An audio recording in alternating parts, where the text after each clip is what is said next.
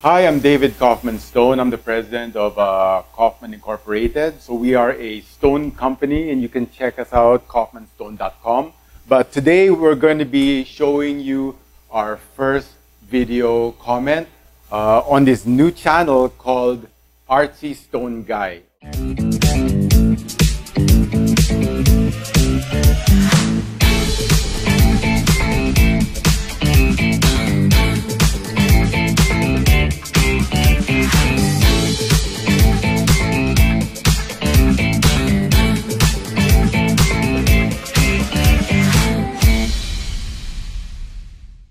So that's the name. If you don't like it, just tell me. Maybe we can still do something about it. But at this moment, tentatively, it is Artsy Stone Guy.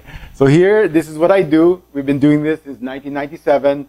And up to today, we are still in this business. And you'll find us in side Urban Abode, CW Home Depot, MC Home Depot, EDSA, San Juan, Pasig, we're everywhere. So if you want anything to do with stone, or you want to get stoned the legal way, okay, Artsy Stone Guy, kaufmanstone.com.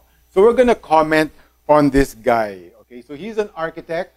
I am not an architect. I am a stone importer and trader, and we have showrooms all over Metro Manila, but we service the entire Philippines. So we do projects in Boracay, Iloilo, Bacolod, Cebu, everywhere. We're there. I am like, if you're the singer, I'm the audience. Okay, so that's basically what I am.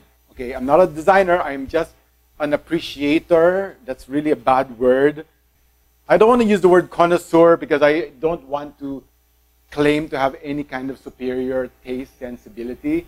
I am just an ordinary guy who appreciates good design. So that's where we are coming from in terms of our commentary. So now we're going to look at Architect Austria's house. I think I may have heard of this house. This may have been the house that he did for like 1 million pesos or 2 million pesos. Maybe this is it. So I'm only going to comment on things that I know about because definitely you guys know more. Welcome sa ating bahay. Let's go, Madu. Una kong project. So he's got a, well, these are all, I mean, it's very clean. I mean, it's a white door, I mean, a white painted house. He's got a wooden door. He's got some push button things. Combination siya ng Bermuda. Okay, so he has a grassy driveway. I don't know if you can see it. So it's the kind of precast cement, and it looks really nice. I like the way that the grass grows through the cement. But as a stone supplier, I have other alternatives, of course. Now this is what you could have used for the flooring. So instead of the cement cast cement blocks, you could have used this. And this is what you call beaver granite.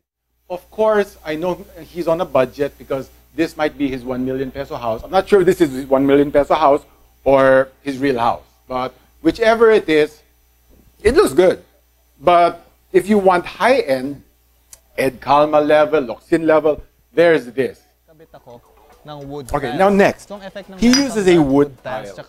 Okay, now, it looks good now because the wood tile is still new. I can tell because wood tile is using adhesive. And when you use adhesive, there's what you would call watermarks, okay?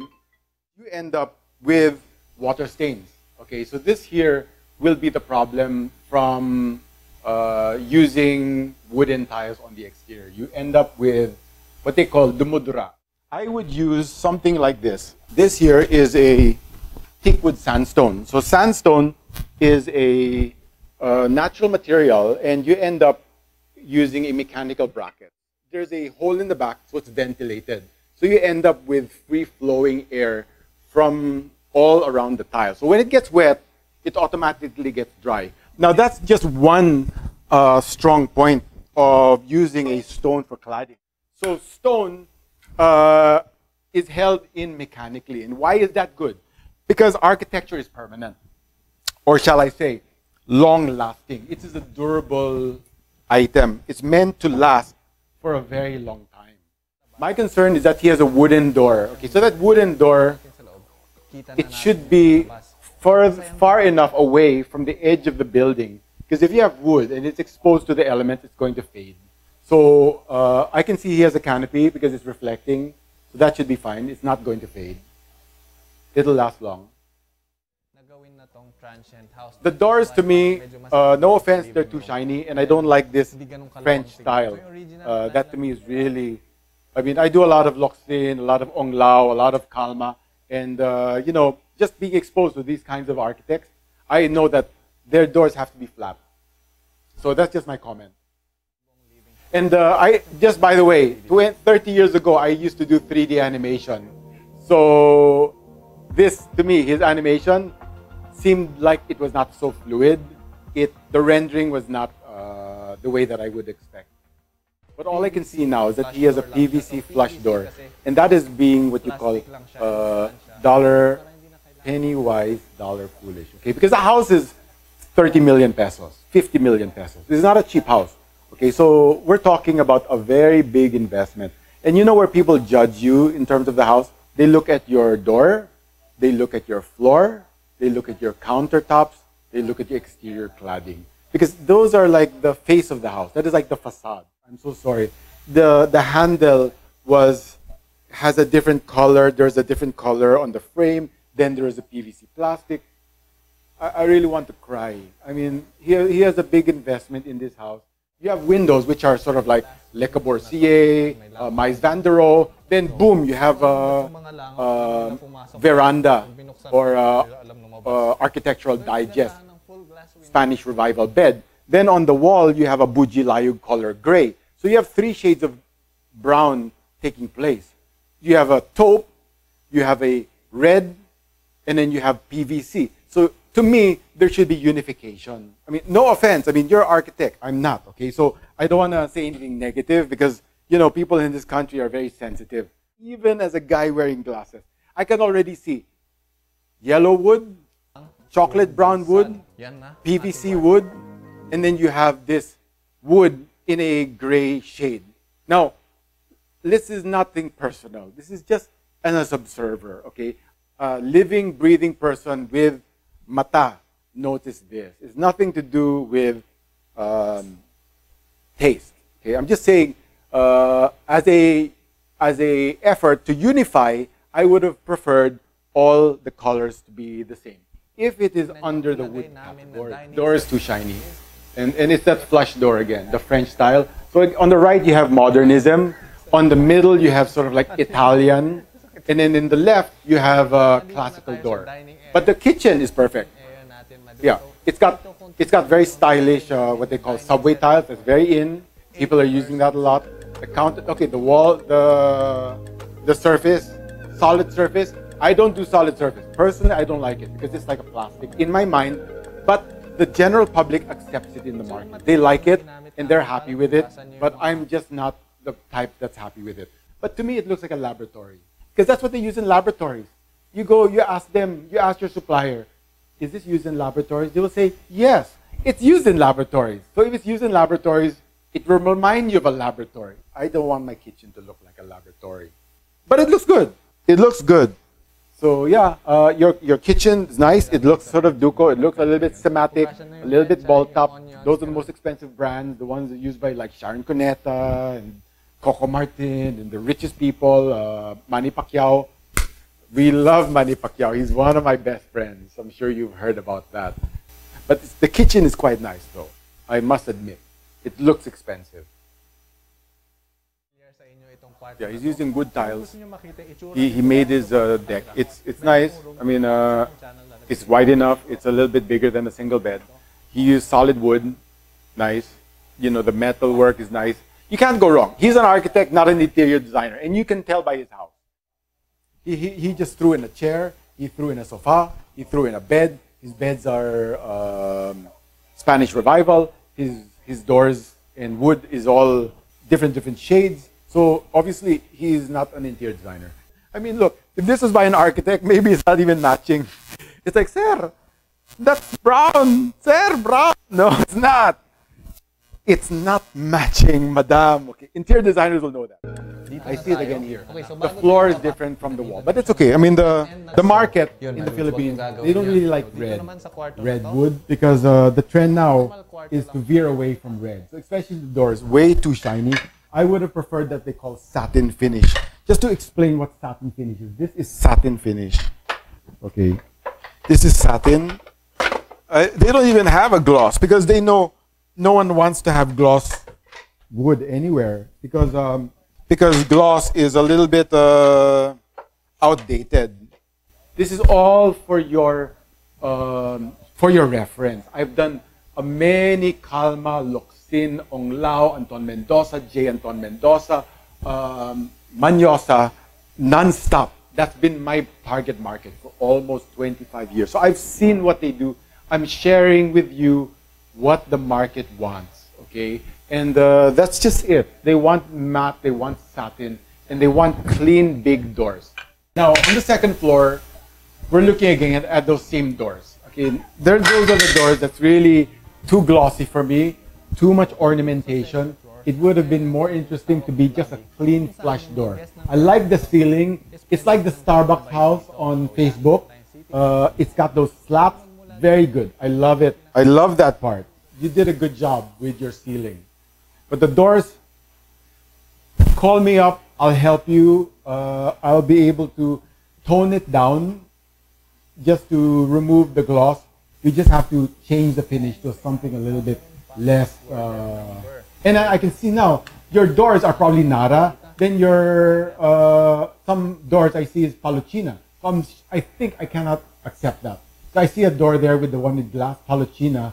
Then the solid door is Nara. So people will know that. How do you know if it's Nara or if it's Palucina? Because Palucina has something like, it has something like knots. It's like dots.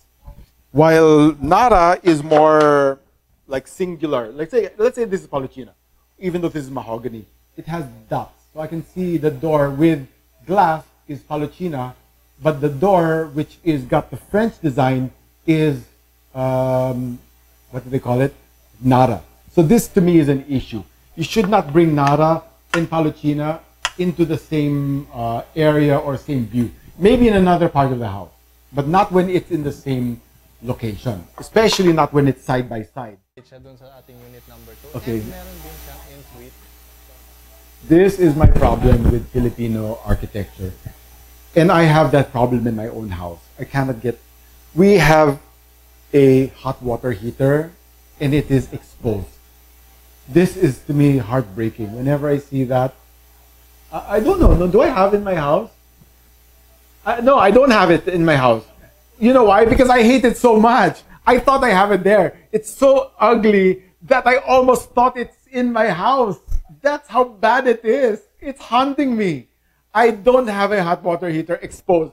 Oh, your house is 50 million pesos, sir. You're 2.2 million followers. You cannot have an exposed water heater in your shower. I can still see it. It's like I forgot their whole house. Like, what? I can't even remember anything. All I remember is like, oh yeah, yes, yan ang house na may baguan. So, I mean, that's not an offense. It's true. You have a lot of followers. They might think it's okay to expose the baguan. And to me, it's not.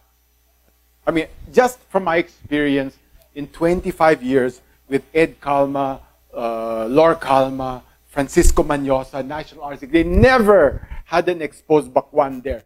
There's still a way to integrate it into design without being visible.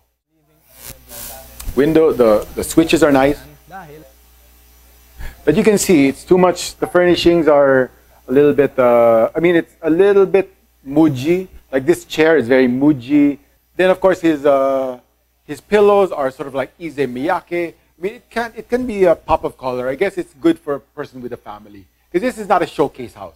This is a house that's going to get used. I mean, you can see by the way he dresses, he has cargo pants, baseball cap. He's a man of action. He's not just going to be there, you know, sitting and saying, oh, hello, how are you? Would you like to have some tea?